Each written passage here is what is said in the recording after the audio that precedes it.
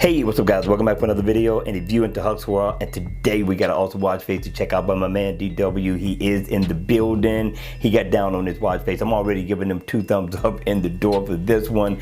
Now the name of the watch face is called DW44. It's a great looking watch face. He gives you the best of both worlds with this one. And then always on mode, you're pretty much going to get a digital time with analog for the Gears 3. For the Gears 2, it's going to look slightly different, but yet still you'll get your information at a glance with no problem.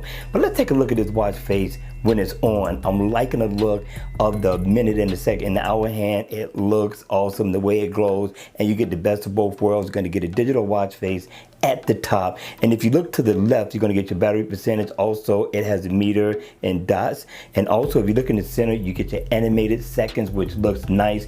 You come over to the right, you get the day of the week, you get your date. You also get information on your heart rate right over here, and you get your step info right down there. I'm telling you, DW really did his thing with this one. I like the combination of colors, the yellow and the blue, and the second hand looks just as good as well. So you get shortcuts that you can tap into.